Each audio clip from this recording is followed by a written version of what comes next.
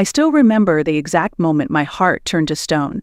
It's funny how, after a lifetime of silent sacrifices and swallowing pain, it wasn't some grand betrayal that finally broke me. It was a baby shower invitation. A single embossed card, tied with a pale blue ribbon, arrived on a Tuesday afternoon and shattered everything I held onto. My name is Elizabeth Harmon. Most people call me Ellie, though my daughter, Cassandra Cassie, hasn't called me anything at all in nearly 2 years. I live alone in a modest ranch-style house in Deer Creek, Missouri. It's the same home where I raised Cassie and her brother, Michael, after their father walked out on us. Back then, the house echoed with life music, arguments, door slams, laughter. Now it holds only the soft tick of the hallway clock and the occasional meow from Churchill, my cat, my one loyal companion. The invitation read, "You are cordially invited to celebrate the upcoming arrival of baby boy Reynolds." Hosted by Cassie and James. 2 years of silence, and suddenly this. Not a phone call. Not a conversation, just a formal invitation to celebrate a grandchild I didn't even know existed. I should have thrown it away. But hope is a stubborn thing. I called Michael first.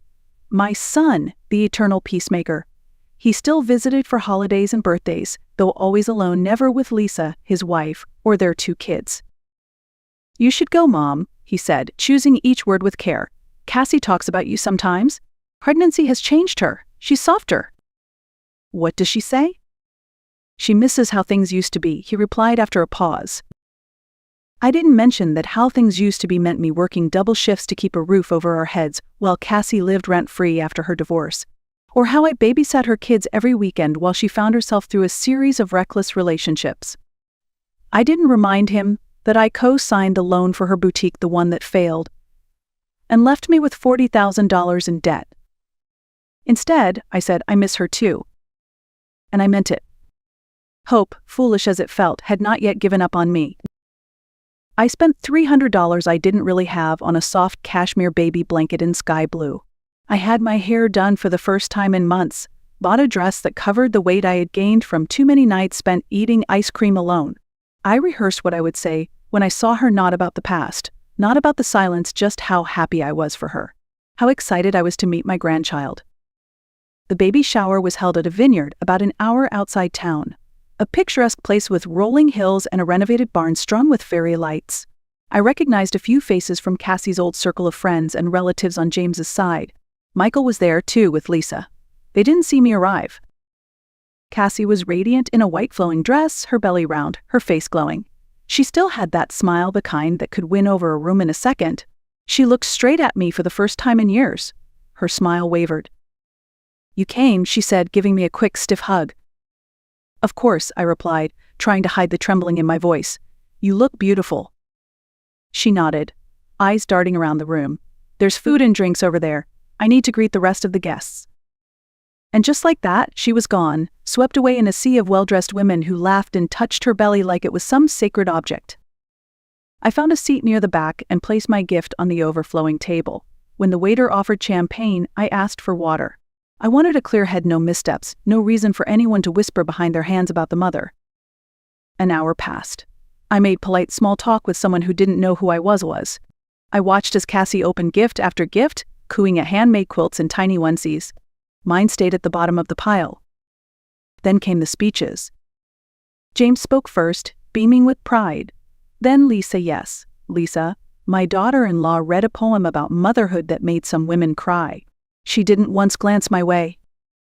Finally, Cassie stood, a hand on her belly, a glass of sparkling water in the other. "I want to thank all of you for being here," she said. "Starting a family is scary and beautiful, and I'm grateful for your support." Then she turned. Not to me.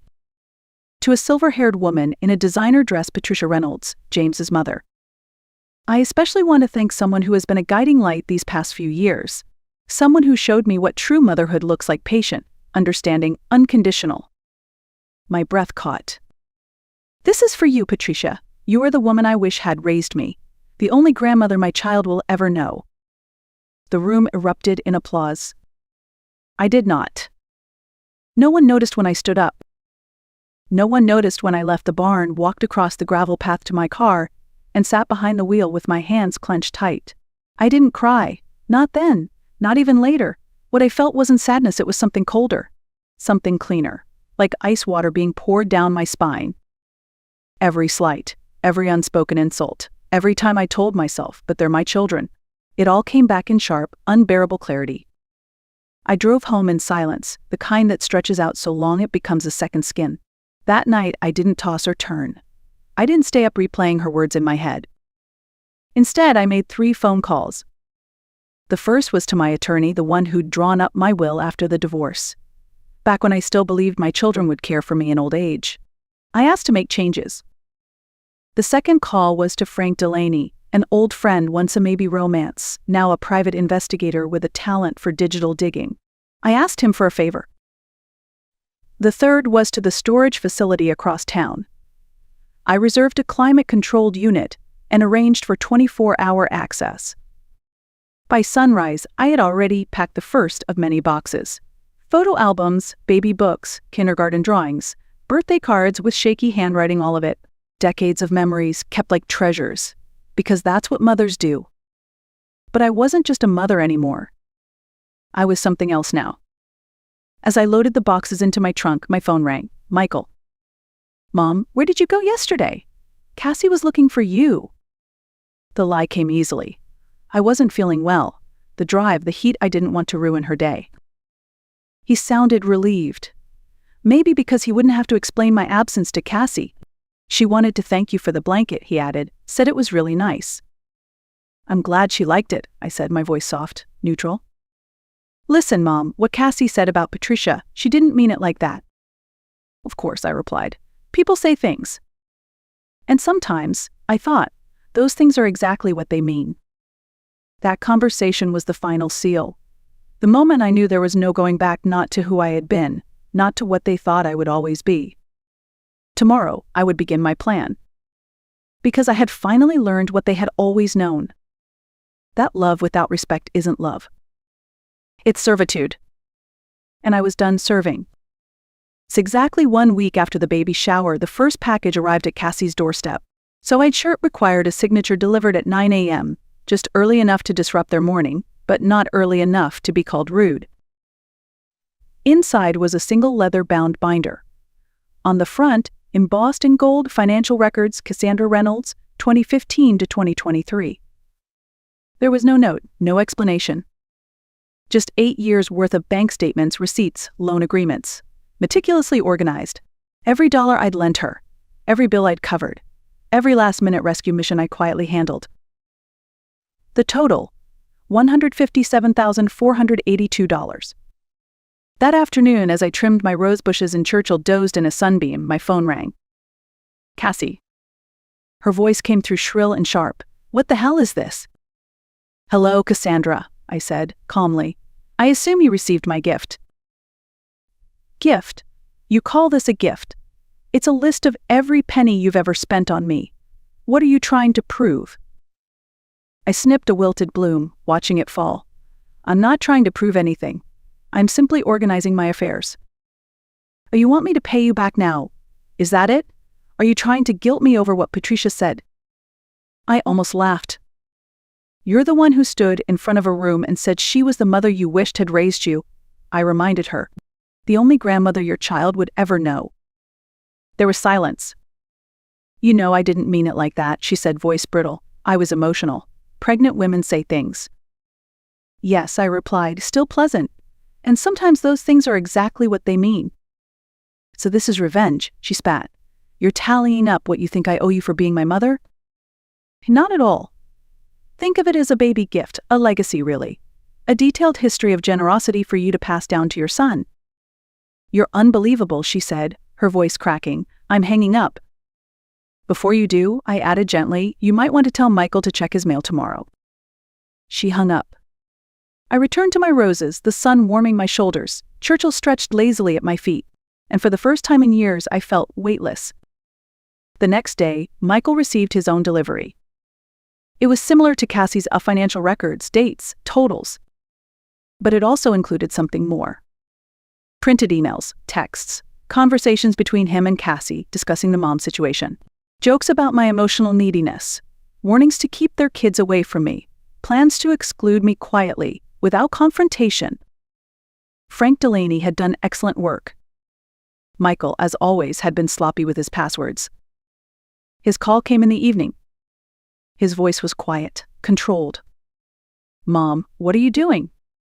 "Hello, Michael. Did you get something interesting in the mail?" A long pause. "This isn't like you." "No?" I asked, truly curious. "What am I like then?" Another pause. "You forgive, you let things go." "Ah," I said, tasting the soup I was cooking. "And how has that worked out for me?" He didn't answer. And for once, I didn't need him to. The next morning, 2 identical manila envelopes arrived at Cassie's and Michael's homes.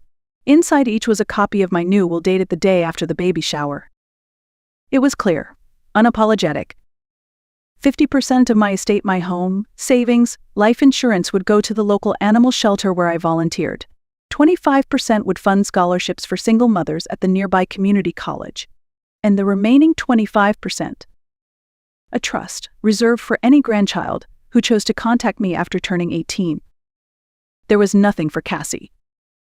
Nothing for Michael. I also included documentation of the irrevocable trust I had set up, one that made it nearly impossible to contest the will. I had learned my lesson. Thoroughly. Cassie called, screaming. I let it go to voicemail. Michael texted, "We need to talk." I didn't reply. Instead, I prepared the final delivery. This one was heavier, symbolic. 3 large boxes, delivered with care, addressed to each of my children. They contained photo albums, baby books, art projects, birthday cards, school awards. All the evidence that I had been a present, loving mother, that I had shown up, documented, cared. But there was one difference. Everywhere my name had once appeared to Mom Live Elizabeth, proud parent, Ellie Harmon, I had replaced it. Digitally, permanently. With the name Patricia Reynolds. Each photo where I had stood proudly beside them first days of school, piano recitals, science fairs had been edited. My image carefully removed, replaced with Patricia's elegant, silver-haired figure, the woman Cassie had said she wished had raised her. 3 hours later, Cassie appeared at my door. She was red-eyed, holding one of the altered boxes like it might shatter in her hands. Michael followed closely behind. I opened the door, blocking the threshold. Cassie didn't even say hello. "How could you do this?" she demanded. "These were our memories." "Were they?" I asked calmly. "You seem to prefer Patricia in them." Michael looked around the living room, confused. It had changed.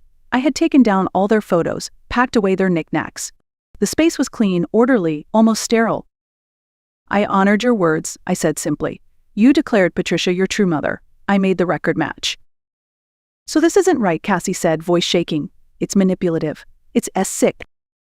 "Is it?" I asked. "You stood in front of a room of people and erased me with a smile. Was that any different?" Michael tried to interject, his hands raised like a referee. "Mom, what Cassie said was wrong. We both know that, but this is too far." "What's too far, Michael?" "Keeping a record. Responding without tears." I wasn't angry. I wasn't even hurt. I was simply done. "I don't want apologies. I don't need explanations. I'm not here to be your punching bag or your backup plan." They stared at me like they didn't recognize the woman in front of them.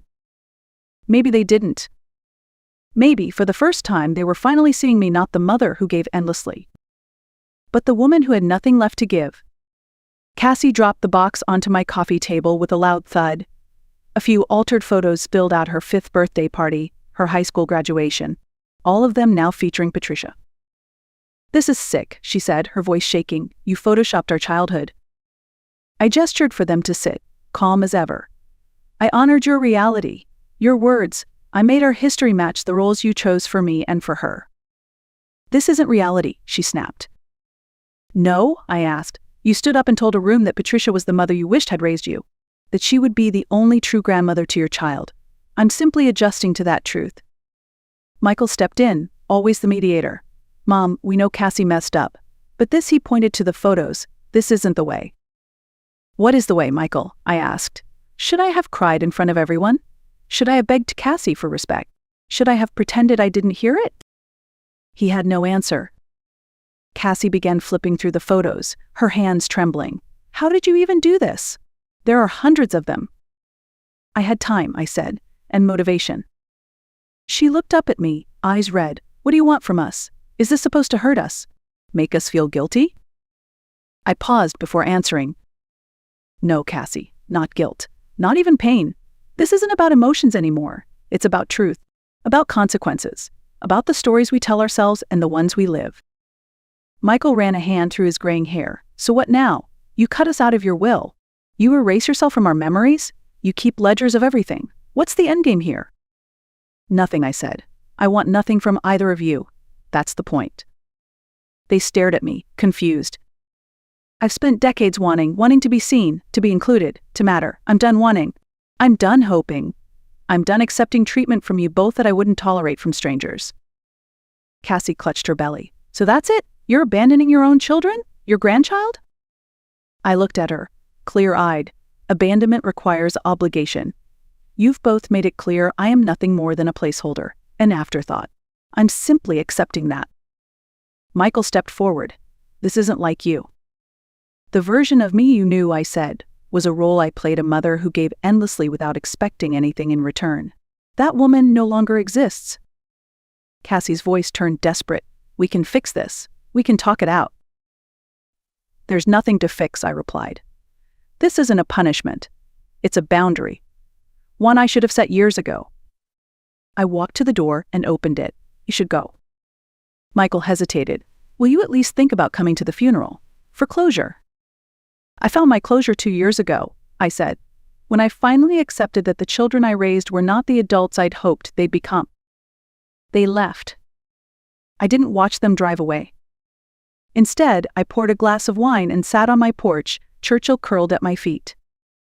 The house was quiet. The peace profound. That night I slept soundly. No dreams. No regrets. Just the kind of rest that comes when a weight you didn't know you were carrying is finally gone. The next day, I changed my phone number. The day after that, I closed all my social media accounts. Within the week, I started volunteering at a literacy center, something I had always wanted to do, but never had the time for between Cassie's crises and Michael's requests. My days slowly shifted into new rhythms, mornings with adult students learning to read, afternoons in the garden, evenings curled up with Churchill, and a book one had long meant to finish. 3 months passed. Fall arrived in a blaze of orange and crimson. I planted tulip bulbs, daffodils, 2 tiny promises buried beneath the earth, waiting for spring. Cassie never called. Michael didn't write. And for once, I didn't wonder why. Then, one quiet afternoon, I received a card in the mail. A birth announcement. Alexander James Reynolds, 7 L's, 4 O's, 21 inches long. There was a photo, a red-faced baby wrapped in the cashmere blanket I had bought months ago. On the back, in Cassie's handwriting, your grandson, if you want to meet him, call me. I set the card on the mantel. Next to it, a photo from a recent museum fundraiser. Me, surrounded by new friends, smiling in a way I hadn't in years.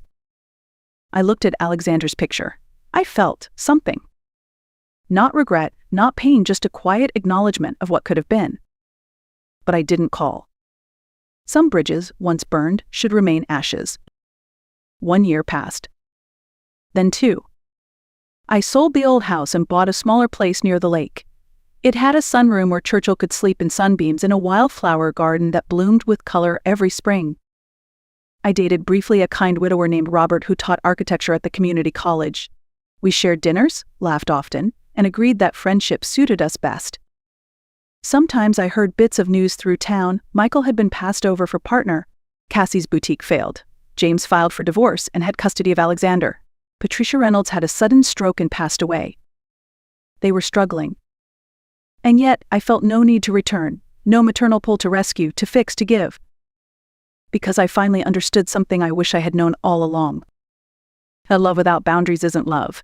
It's servitude. I had spent my life teaching my children how to take. But in the end, the most important lesson I ever gave them was how it feels when the giving stops. And whether they learned it or not no longer mattered. Because I did. And that, at last, was enough. Catherine Hayes was not the kind of woman who broke easily. For years, people around her believed she was nothing more than the quiet wife of Richard Hayes, the woman who smiled at family gatherings and kept the household running smoothly. What they did not know was that Catherine had once been a decorated colonel in the United States Army, a leader who had stood in war zones, commanded soldiers, and faced fear head-on. She knew discipline, she knew strategy, and above all, she knew courage. But none of that training seemed to matter when she was inside her own home. Because the battlefield was different. It was hidden behind the closed doors of her marriage. On Thanksgiving night, the mask finally slipped. The table was set perfectly, the turkey steaming, the family gathered around. Catherine stood by the sideboard refilling glasses when it happened. The sound cracked through the room like a rifle shot. Richard's hand connected with her face, sharp and cruel, sending her stumbling backward. The burn of humiliation was worse than the sting on her cheek. 12 pairs of eyes froze, some wide with shock, others disturbingly satisfied. Silence suffocated the dining room. Catherine's daughter, Lily, sat rigid in her chair, her hands trembling as she tried to understand what she had just witnessed. And Richard, towering over his wife, dared her with his eyes to speak, his voice dripping with venom. "Don't you ever embarrass me in front of my family again." That moment could have ended like all the others, with Catherine lowering her gaze, swallowing her pride, and hiding her bruises. But something inside her shifted. The soldier she used to be rose to the surface. Straightening her back, Catherine locked eyes with Richard, and for the first time in years, spoke with the authority that had once silenced battalions. "You will never put your hands on me or my daughter again. Not tonight, not ever." Her voice was calm, steady, and terrifying in its certainty. The dining room went even quieter. And in that stillness, everyone realized this night would not end like the others. This time, Catherine was not just a wife. She was a colonel again. She was a mother defending her child. Before Catherine became Mrs. Hayes, she was Colonel Catherine Hayes, a name spoken with respect in every hallway she walked through. She had built her reputation on resilience, commanding presence, and the ability to keep calm under pressure when others fell apart. She had led units overseas, stood in dangerous territories, and made decisions that changed lives. Soldiers trusted her. She was the one who reminded them that fear could be faced and overcome. Yet, in the quiet moments after retirement, Catherine longed for something else. She wanted stability, a family, a place where she could rest her armor. That was when Richard appeared. Richard Hayes was charming, the kind of man who knew how to make a woman feel seen. He had an easy smile, an attentive ear, and the confidence of someone who seemed dependable. To Catherine, who had spent years in command, his attention felt like a promise of peace. Marriage followed, and soon after came Lily, their daughter. For a while it looked like Catherine had finally found the home she had always dreamed of. But as the years passed, the charm faded, revealing something darker underneath. Richard began with words, casual criticisms disguised as jokes. Catherine was too quiet at parties, too serious with neighbors, too strict with Lily. At first she brushed them off, convincing herself that marriage was about compromise. But the words grew sharper, the jokes turned to insults, and then came the yelling. Catherine, who had once faced down armed soldiers, now found herself flinching at the sound of her husband's footsteps on the stairs. The first time he shoved her, she told herself it was a mistake. He had been drinking. He apologized afterward, swore it would never happen again. She wanted to believe him. She wanted Lily to grow up with both parents. But patterns have a way of repeating, and apologies lose their meaning when bruises multiply. Soon, Catherine learned to wear long sleeves, to adjust her makeup, to offer excuses about clumsiness or accidents around the house. What stung more than the physical pain was the silence she was forced to keep. She had commanded soldiers in combat, but here she was held hostage in her own home by the very man who had once vowed to protect her. Richard's family only made it worse. His mother, Evelyn, was quick to blame Catherine whenever tension arose. She would smile sweetly while suggesting Catherine was ungrateful or not supportive enough of her husband. Richard's brother, Thomas, often laughed at Catherine's expense, throwing out cruel remarks that Richard never corrected. His sister, Caroline, acted as though Catherine was beneath them all, a burden Richard carried. Each insult chipped away at Catherine's strength. Each silence from Richard reminded her she was alone. But she wasn't completely alone, Lily noticed. Even at 9, Lily's sharp eyes caught the tears Catherine tried to hide, the bruises that appeared too often to be accidents. Catherine thought she was protecting her daughter by staying quiet. But in reality, Lily was learning more than any child ever should. She was learning what fear looked like, and what it meant to wait for the moment when silence could no longer protect them. By the time Thanksgiving arrived, Catherine had already rehearsed every move in her head. She wanted the evening to pass without incident. The table was set with care, china plates polished until they gleamed, silverware arranged precisely, candles flickering softly to disguise the tension she knew would fill the room. She basted the turkey while her ribs still ached from Richard's last outburst, silently praying that the holiday would be bearable for Lily's sake. Catherine told herself that if she smiled enough, if she kept the house spotless, if she gave his family no reason to criticize, then maybe, just maybe, the storm would pass. Richard's voice shattered her fragile hope before the first guest even arrived. "Catherine, these decorations look like a child did them. My mother is going to have a field day with this mess." She swallowed her reply, adjusting a ribbon on the centerpiece.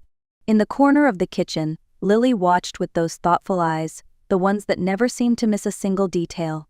Catherine gave her daughter a small smile, a silent plea not to worry. But deep down, Catherine knew her little girl was already carrying too much. The doorbell rang, and with it came the tidal wave of Richard's family. Evelyn swept in first, her perfume overwhelming, her eyes scanning the living room as though searching for faults. "Catherine, dear," she said in a tone that dripped with false sweetness, "you really should do something about your hair. Richard works so hard to provide for you. The least you can do is look presentable." Richard chuckled, shaking his head as though his mother's words were harmless observations. Catherine's cheeks burned, but she nodded politely, placing Evelyn's coat on the rack. Next came Thomas and his wife, Victoria, their designer coats, and smug smiles announcing their arrival long before their words did. Thomas clapped Richard on the shoulder and muttered under his breath, "Smells decent in here." "I didn't think Catherine had it in her." Richard laughed, not even glancing at his wife to see the wound the comment left. Caroline arrived last, her husband trailing behind her. She hugged Catherine quickly, then whispered into her ear, "You look tired. Richard says you've been struggling. I guess not everyone is cut out to be a wife and mother." Her words were like poisoned darts, quiet enough to avoid confrontation, sharp enough to pierce. Catherine forced a smile, whispering back, "Enjoy dinner," before pulling away. As the evening unfolded, the insults became a steady rhythm, each one carefully delivered under the guise of family banter. Evelyn criticized the turkey for being too dry, Thomas compared Catherine to his ambitious wife with an exaggerated sigh, and Caroline leaned across the table to remark how some women just age faster when they can't handle stress. Richard either stayed silent or joined in with a laugh. He never once defended Catherine, never once challenged his family. And every time Catherine tried to breathe through the sting, she caught Lily watching, her small hands clenched under the table, her lips pressed tightly together. The tension was a living thing, thickening the air with every word. Catherine felt the weight of her daughter's gaze, the expectation that at some point, something had to change. The soldier in her was stirring, restless, angry, but she pushed it down, reminding herself she was here to keep the peace, to endure. The family laughed, glasses clinked, knives scraped against plates, but beneath the surface, Catherine felt the gathering storm. She could sense it in Richard's tight shoulders, in Evelyn's smirk, in Lily's trembling silence. Tonight would not be like the others. Tonight was building towards something inevitable. Dinner had barely reached the halfway mark when the breaking point arrived. Catherine had been moving between the kitchen and the table, keeping the wine glasses filled, forcing a smile even as her stomach twisted with every cruel remark. She told herself to hold on until dessert, to endure just a little longer. But cruelty has a way of testing boundaries, and Richard's family was relentless. It started when Caroline leaned back in her chair, her eyes glinting with mischief. "You know, Catherine," she said, loud enough for the entire table to hear, "some women just don't know their place. It must be exhausting for Richard, carrying the weight of someone who never really measured up." Laughter erupted around the table. Thomas chuckled, Evelyn smirked, and Richard lifted his glass as if in agreement. Catherine froze, the knife in her hand pausing mid-cut. Her place. That word echoed in her mind like a curse. She had once commanded men who would follow her into battle without hesitation.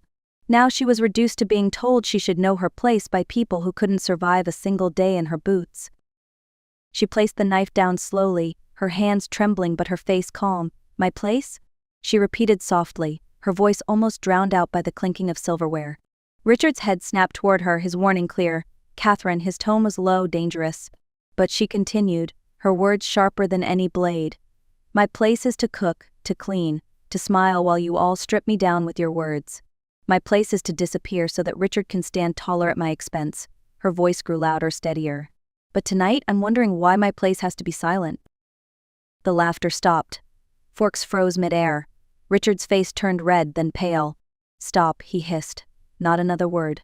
But the dam had broken, and Catherine could no longer hold back. Years of swallowed pride, years of bruises hidden under sleeves, years of insults disguised as jokes, they all poured out in a rush. I've lived in silence for too long. I've let Lily believe that this is normal, but it isn't. This isn't love. This isn't family. This is abuse. Richard shot up from his chair, his hand slamming against the table with a crack that made Lily flinch. Enough, he roared. The candles flickered from the force, the glasses rattled. And then, before anyone could react, he struck her. The slap echoed through the room like a thunderclap. Catherine staggered back, her cheek blazing with heat, the taste of iron filling her mouth. 12 eyes watched, some wide with horror, others disturbingly blank. Evelyn's lips curled into a faint smile. Caroline's eyes flicked away. Thomas muttered something under his breath that sounded like approval. But one pair of eyes did not look away. Lily's. The little girl pushed her chair back so hard it screeched against the floor. "Don't hurt my mom," she cried, her voice trembling but clear. The sound shattered Catherine's heart more than the slap ever could. For years she had endured, telling herself she was protecting Lily. But here was her daughter, watching, begging, breaking. Catherine straightened slowly, her hand still on her cheek. She turned toward Richard, her eyes no longer pleading, no longer afraid. They were the eyes of a soldier, sharp and unyielding. "You just made your last mistake," she said, her voice low but powerful. Richard sneered, trying to reassert control. "Sit down, Catherine. Don't make this worse for yourself." But Catherine did not sit. She took a step closer, her posture tall, commanding, her presence filling the room. "I've led men into battles you could never imagine," she said coldly. "I've stared death in the face and walked away. Do you think I'll cower before you? Not tonight. Not ever again." The silence that followed was heavy, suffocating. For the first time, Richard's family looked unsure. Evelyn's smirk faltered, Caroline's hands fidgeted in her lap, Thomas looked down at his plate. And Richard's bravado cracked, his chest heaving as he tried to decide if he was still in control. But Catherine's voice left no room for doubt. "You will never touch me or my daughter again. Do you understand?" Lily's small hand slipped into her mother's, gripping tightly, as though anchoring herself to this new reality. For the first time, Catherine wasn't just enduring, she was fighting back. And the battlefield was hers. The room was still vibrating from Catherine's words when she reached into her pocket and pulled out her phone. Richard's eyes widened as though he had just realized something far worse than losing face in front of his family. "What are you doing?" he demanded, his voice rising with panic. Catherine held the phone steady in her hand, her posture unshakable. "I'm calling the police," she said simply, as if it were the most obvious course of action in the world. Evelyn gasped, her fork clattering against her plate. "Catherine, don't be ridiculous. Families don't involve outsiders in their disagreements." Catherine turned her gaze on her mother-in-law, sharp and unwavering. "This isn't a disagreement. This is abuse. And tonight, it ends." The authority in her voice made Evelyn fall silent, her words dying on her lips. Thomas muttered something about overreacting, but even he couldn't meet Catherine's eyes. The atmosphere in the dining room shifted, the balance of power turning inch by inch in her direction. Richard lunged forward, trying to snatch the phone, but Catherine stepped back with the reflexes of a soldier who had dodged real danger before. "Don't," she warned, her voice a low growl. "Touch me again and I'll make sure they charge you with assault in front of witnesses." She gestured around the table where his family sat frozen, unsure whose side to take. "You've all seen it. You've all allowed it. But tonight, you're witnesses whether you like it or not." The dispatcher's calm voice came through the line, and Catherine spoke with measured clarity, listing her address, the nature of the assault, and the immediate danger. There was no tremor in her words. She sounded like the officer she once was, reporting from the field. Lily pressed closer to her side, her eyes wide but filled with something Catherine hadn't seen in a long time: hope. Richard's face turned crimson, his composure slipping with each passing second. "You can't do this," he hissed. "This is my house. My family. You think they'll believe you?" Catherine locked eyes with him, her expression unreadable. "I don't need them to believe me. I have my word, my daughter's word, and soon the bruises you've left behind. The law believes evidence, and I have more than enough." She touched the fading mark on her ribs, the fresh sting on her cheek. Each was a testimony, a scar that told a story louder than any lie he could muster. For the first time, Richard looked small, not because Catherine had grown taller, but because she had finally stood up straight. She wasn't shielding him anymore. She wasn't excusing him. She wasn't hiding the truth. She was exposing it, dragging it into the light where it couldn't survive. Richard's family shifted uncomfortably, as if the weight of their silence had finally become too heavy. Caroline whispered, "Maybe we should leave." But Catherine cut her off with a glance. "No, you'll stay. You've seen what he is. Tonight you'll also see what happens when the truth takes back its power." Minutes later, the sound of sirens drifted through the cold November air. Richard froze, his chest heaving, his eyes darting between the front door and the woman who had just dismantled his control with a single phone call. Catherine stood firm, her hand resting protectively on Lily's shoulder. The soldier inside her had returned, but this time the mission wasn't about leading troops or surviving combat. It was about reclaiming her life, protecting her daughter, and proving once and for all that silence was no longer her weapon. Strength was, and she was stronger than Richard ever imagined. The pounding on the front door silenced every sound in the dining room. The clatter of forks, the nervous whispers, even Richard's heavy breathing, all of it stopped. 2 uniformed officers stepped inside, their eyes immediately falling on Catherine's bruised cheek and Richard's tense posture. Catherine straightened, saluting them in her mind, though she no longer wore the uniform.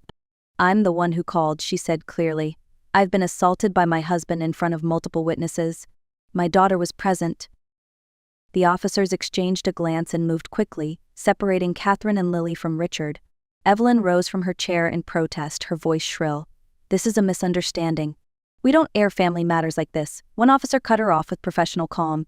"Man, this is no misunderstanding. We take domestic violence seriously." His partner turned to Catherine. "Do you need medical attention?" She shook her head, though the throbbing in her cheek told another story. "Not yet," she replied, "but I will provide a full statement." Richard tried to argue, his words tumbling out in desperation. "She's making this up. She's trying to destroy me." "I didn't." The officer raised a hand. "Sir, we have witnesses, and we can already see physical evidence. Please put your hands behind your back." The click of handcuffs filled the silence. Richard's face drained of color as reality finally crashed down. The man who had once controlled every moment of Catherine's life was suddenly powerless, escorted out the door in front of the very family that had enabled him for years.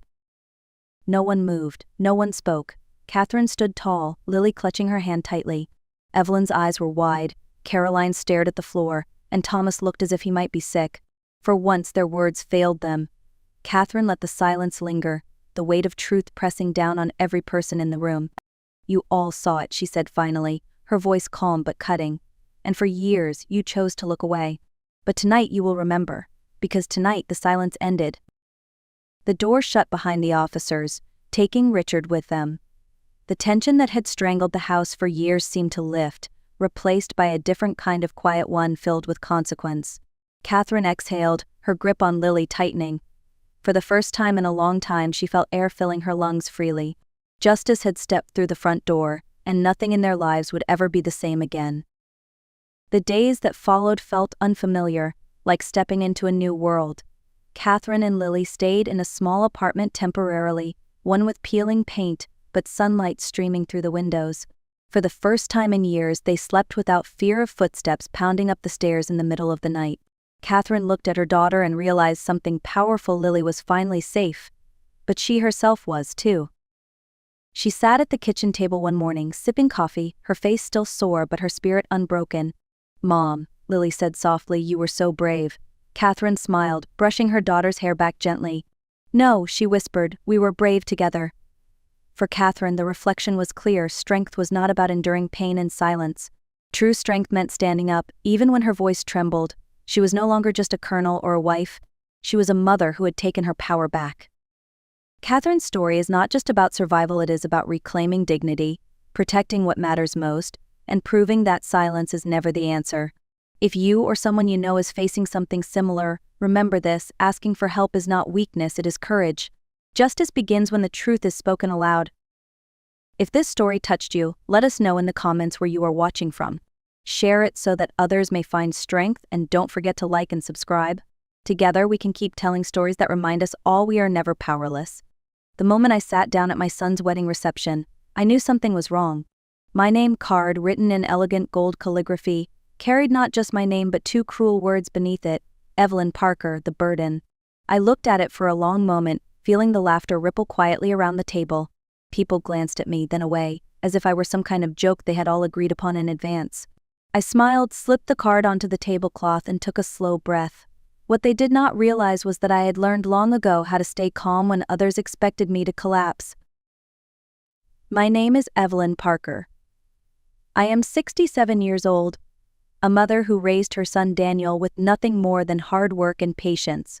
That June evening, under the glowing chandeliers and the scent of white roses, I felt the sting of humiliation. Yet I refused to let anyone see my hurt. Instead, I held my silence and let them believe their small victory had power. In truth, they had no idea who I really was. My son's new wife, Vanessa Sterling, came from a world of Boston privilege, where last names were carved into museum wings and fortunes stretched back a century. Her family wore their wealth like armor, but to them I was invisible. When Vanessa looked at me, she did not see a woman who had lived, worked, and survived. She saw only someone beneath her notice, someone she believed she could mock without consequence. That was her mistake. I touched the navy blue dress I had chosen with care. Simple, modest, nothing that competed with a bride in her expensive gown.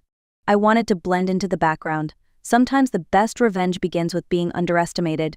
And as I listened to their laughter, I thought to myself, honesty matters, yes. And soon they would learn exactly what honesty looked like when it came from me. Vanessa Sterling's world was built on marble floors and cocktail parties where people spoke more about stock portfolios than real feelings. From the moment Daniel introduced her to me, I saw how her eyes moved across my modest living room. The old sofa, the family photographs and frames from the local store, the little lamp I had kept since Daniel was a boy. She tilted her head, smiled politely, and whispered, "How quaint." The words were dressed as a compliment, but her tone stripped them bare. She was not impressed, she was amused. Her mother, Margaret Sterling, was no different. At the engagement party held in their grand Boston estate, Margaret placed a hand on my shoulder and presented me to her circle of friends like a curious object. "This is Evelyn," she said, pausing as if the name itself were an inconvenience. "She's from Ohio." Somehow, in her voice, Ohio sounded like the poorest corner of the world. The women smiled thinly, turned back to their champagne glasses, and carried on speaking about yacht clubs and charity auctions. When I joined their circle, the conversation died in the air like smoke in the wind. I learned to smile, to nod, to sip the sparkling water I held in my glass. Outwardly, I seemed to accept my place on the edges of their world. Inwardly, I observed every detail, every slight remark, every cruel chuckle. Margaret's friends who wore diamonds heavier than the napkins on the table. Vanessa's cousin who laughed when she asked if my dress was from a discount rack. These moments built a picture of people who measured worth by price tags and family names, not by kindness or respect. Still, I kept quiet. Daniel was happy, and I could not bear to wipe that happiness from his face. He called me after every meeting with the Sterlings, eager to share updates on venues, flowers, and meanness. "I'm sorry, Mom," he would say. "I'm sure they meant to include you, but I knew better." They had no intention of including me in their world, and that was fine. Because patience, I had learned, is more powerful than pride. Some games require time, and I was willing to wait for the right moment to show them who I really was. What the Sterlings never understood was that appearances can be misleading. They believed my quiet life was a reflection of limitation, when in fact it was a choice. 3 years earlier, when my husband Charles passed away, people assumed I would retreat into a small retirement and disappear into the background. They thought I would sell off his business empire, take the money, and settle in Florida, with nothing more demanding than a morning crossword and an evening walk on the beach. But Charles had built something extraordinary: Parker Company, a financial firm that began as a small office with one assistant and grew into a company with influence across the East Coast. When he died, the empire became mine. Lawyers and advisors expected me to hand everything over, but I did the opposite. I studied. I listened. I sat at meetings where men spoke too quickly, assuming I would not follow, and I asked the questions that revealed what they were hiding. To their surprise, I had a mind for strategy, for patterns, for finding the weak spots others overlooked. Yet I never flaunted it. I kept my modest apartment, drove my 10-year-old car, and bought clothes on sale. Daniel never questioned it, because he had known me that way all his life. He thought I was careful with money, that I had saved just enough for myself. That was exactly how I wanted it. Real power is quiet. It does not shout to be seen. It waits for the right moment. And so, when Vanessa's family dismissed me, when Margaret waved me away as if I were beneath her, I remained silent. Not because I had no response, but because I was choosing my battlefield. They saw a widow who had once cleaned houses and worked odd jobs. They never imagined that widow had become the chairwoman of companies their own fortunes depended on. They never guessed that the charity case had the power to decide whether their empire stood strong or collapsed in a single phone call. That was the beauty of living simply. No one suspects the strength that waits beneath the surface. The morning of the wedding arrived with skies so blue they looked painted. Daniel called me before the ceremony, his voice full of excitement, and I held back my own unease. I had chosen my dress carefully, a simple navy gown, tasteful and quiet, so as not to steal attention from the bride. My gift was wrapped in modest paper, a set of crystal glasses chosen with care rather than extravagance. I wanted to honor my son's day, nothing more. The Sterling estate had been transformed into a fairy tale. White roses climbed trellises and string quartets played beneath archways trimmed with silk ribbons. Guests whispered about the imported wine, the gowns, the chandeliers. I walked through it all with my head high, though I felt every glance that slid across me like a judgment. To them I did not belong, but I had no need to belong to their circle. I was there for Daniel. The ceremony itself was beautiful. Daniel's eyes glowed as Vanessa walked down the aisle in her designer gown, and for a moment I wanted to believe that love might soften her. But when she caught my gaze, her look was sharp, cold, like glass. The promise of cruelty shimmered behind her smile. It was at the reception that the mask slipped completely. My place card rested at a table far from the head, tucked near the kitchen doors with people who hardly knew the family. I sat down, trying to ignore the slight, until I read the words written in perfect calligraphy, Evelyn Parker, The Burden. My breath caught, not from surprise but from the boldness of putting such disdain in writing. Around me laughter bubbled. Margaret gasped in mock horror, but Vanessa's smile was thin and victorious. I thought honesty mattered in families, she said sweetly, her eyes meeting mine across the table. Don't you agree, Evelyn? The laughter swelled, joined by Richard Sterling's booming chuckle. For a moment it seemed the whole table had joined in the game of mocking the groom's mother. I sat still, letting the sound wash over me. Then I stood, smoothing the skirt of my navy dress, and carefully placed the card on my purse. My voice was calm when I spoke. You are right, Vanessa. Honesty is important in families, and I think it is time for some honesty all around. With that, I excused myself, walked through the glittering halls of the Sterling estate and found the quiet of the library. Surrounded by leather-bound books and polished oak, I pulled out my phone and dialed a number I had memorized for this very moment. The game had begun. Robert Hayes answered on the second ring. He had been my attorney for 15 years, long before Charles passed, and he was one of the few people who knew the full scope of Parker Company. Robert, I said softly, my voice steady though my heart beat with anticipation. It's time. Execute the adjustments, every single one we discussed, tonight. There was a pause on the other end of the line. Evelyn, once we do this, the impact will be immediate. The Sterlings will not have 72 hours to respond. They may not even have 48. I am aware, I replied. Begin the calls. Pull the investments. Trigger the accelerated loan clauses. Let the pieces fall where they may. As I ended the call, I looked through the library window at the terrace outside. Guests in silk dresses and tuxedo laughed beneath the soft glow of lanterns, champagne flutes glittering in their hands. They toasted to wealth, to reputation, to a world they believed untouchable. They had no idea their empire was already trembling. The Sterling family prided themselves on being old money, but I knew the truth. Their fortune was a house of cards supported by loans, leveraged investments, and a reputation they guarded more fiercely than any vault. Remove the right supports, and the entire structure would collapse, and I had positioned myself to remove those supports with precision. By morning, calls were made. Portfolios once considered stable bled value.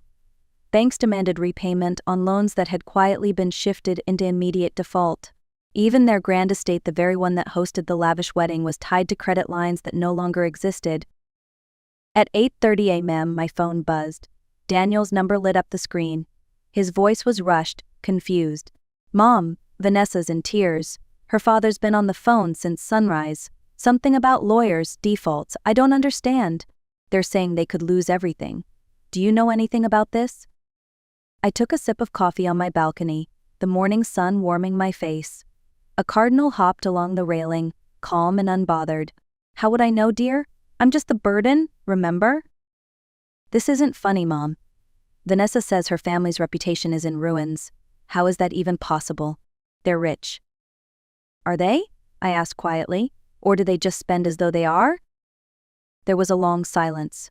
Mom, Daniel whispered, what did you do? I smiled faintly. I made a phone call. Throughout that Sunday, Robert updated me hourly. Meridian Financial, where Richard Sterling held a senior position, was reviewing every potential conflict of interest. His job hung by a thread. The family's estate was now at risk of foreclosure, unless they could produce over $2 million in less than 2 days. Even their charities, those same glamorous boards Margaret Sterling adored, depended on grants from the Parker Foundation, though she never realized the connection. It was not destruction I had unleashed, it was revelation. The truth of who held power, and who had been pretending all along. While they had laughed at me over fine china, they never once thought to ask who I really was. And now, piece by piece, their arrogance was unraveling in the cold light of day. By Monday afternoon, my phone rang again. This time it wasn't Daniel. It was Vanessa herself. Her voice, once sharp and proud, now trembled with desperation. Evelyn, please. Could we meet? Just for coffee. I need to talk to you. I agreed and suggested Marlowe's Diner, a small place on 5th Street, where the smell of frying bacon lingered in the air, and the booths were patched with duct tape. It was not the kind of place Vanessa would ever set foot in. That, of course, was the point. She arrived exactly at 1 o'clock, but the woman who walked through the door was not the polished bride from 2 days before. Her hair was unkempt, her eyes swollen from crying. She slid into the booth across from me, clutching the laminated menu as if it might steady her. I don't even know what to order, she admitted. The meatloaf special is good, I suggested. Very affordable. The words stung her, and I watched the flinch ripple across her face. She ordered water instead. When the waitress walked away, Vanessa leaned forward, her hands shaking. Everything's falling apart. My father might lose his job. They're talking about selling the house. I don't understand how this could happen so fast. Can you help us? I stirred sugar into my coffee and let the silence linger. Help you? I'm just the burden, remember? What could someone like me possibly do? Her eyes filled with tears. I was wrong to write that. I was cruel. I'll admit it. I'm sorry. Please. I'll do anything if you can help my family. Anything is a dangerous word, Vanessa, I said softly. Then I reached into my purse and slid a folded paper across the table. I've written down a few conditions, nothing impossible. But each one will matter. Her hands trembled as she read. You want me to work as a cleaning lady for 6 months. Not just anywhere. For Sunshine Cleaning Service, it's honest work I once did myself.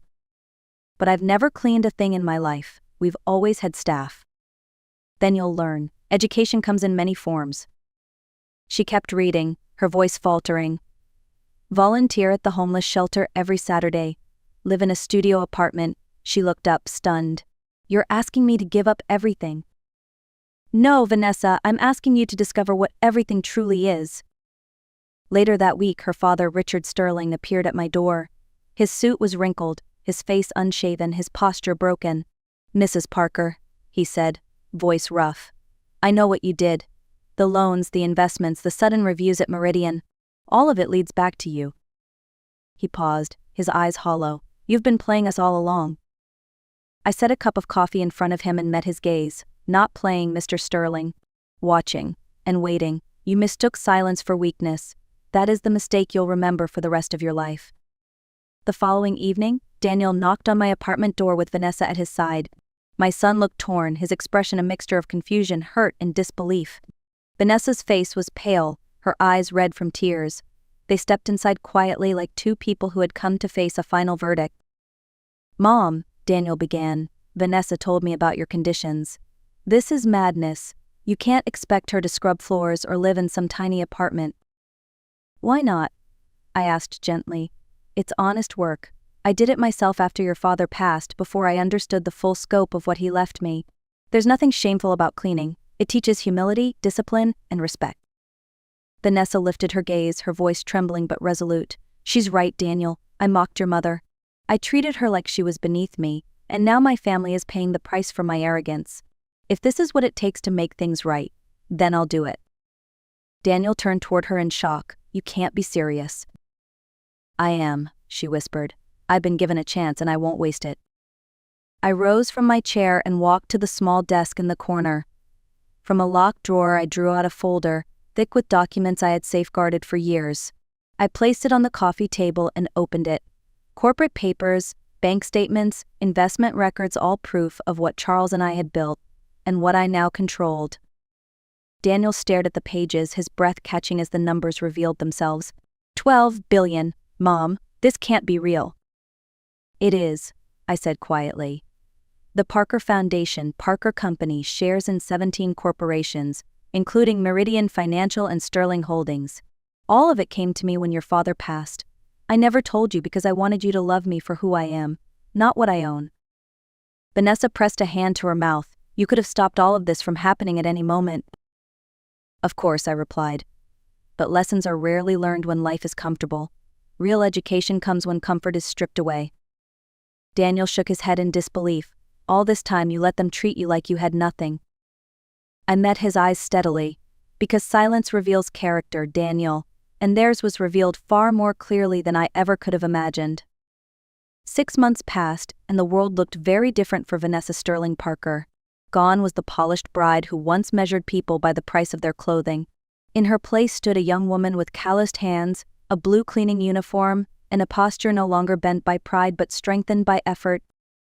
I saw her one morning in the lobby of Meridian Financial, bent over a mop bucket, scrubbing marble floors until they gleamed. When she noticed me, she sat back on her heels and wiped her forehead. Mrs. Parker, she said, her voice carrying both exhaustion and sincerity. I didn't expect to see you here. I had a board meeting upstairs, I replied. I thought I'd check on how you're adjusting. She gave a small laugh, one without bitterness. It's hard work. But I'm learning things I never thought I could. Mrs. Patterson says I'm surprisingly good at detail work. I never imagined I'd find pride in cleaning, but here I am. Over those months, I had watched her transformation. At the homeless shelter, she served meals and helped children with homework. She learned Spanish phrases from a little girl named Maria, and in return she taught the girl how to read. At the apartment building she lived simply, budgeting carefully, carrying her own groceries up the stairs. The woman who once turned her nose up at discount stores now understood the dignity of living within her means. One evening she invited me to dinner. I'm cooking for the first time in my life, she admitted shyly. It probably won't taste good, but I'd be honored if you came. I smiled. I'd be glad to, Vanessa. After all, we are family now. Real family, the kind built not on appearances but on respect. As I left her standing in that small kitchen with determination in her eyes, I realized something important. Revenge had done its job, but what mattered most was the education it brought. Vanessa had gained humility, Daniel had gained understanding, and I had gained the quiet satisfaction of knowing that sometimes, the strongest act of power is helping someone discover their true self. Looking back, I often think about that wedding night, the moment I picked up a place card that called me the burden. They believed those 2 words could define me. What they did not know was that their cruelty would become the spark that revealed the truth about them, about me, and about the power of patience. True wealth is not the size of a house, the brand of a dress, or the number written in a bank account. It is the ability to lift others when they fall, and the wisdom to know when they must first learn to stand on their own. Vanessa thought she was marrying into a family that needed her status. Instead, she discovered that respect cannot be bought, only earned through humility and compassion. I share this story not to celebrate revenge, but to remind us all, never underestimate someone living quietly. You never know the battles they have already fought, or the strength they carry in silence. If this story touched you, share it with a friend who needs to hear it. Leave a comment below and tell us a moment when someone misjudged you. And remember, subscribe to our channel for more stories that reveal the quiet power of resilience, respect, and redemption.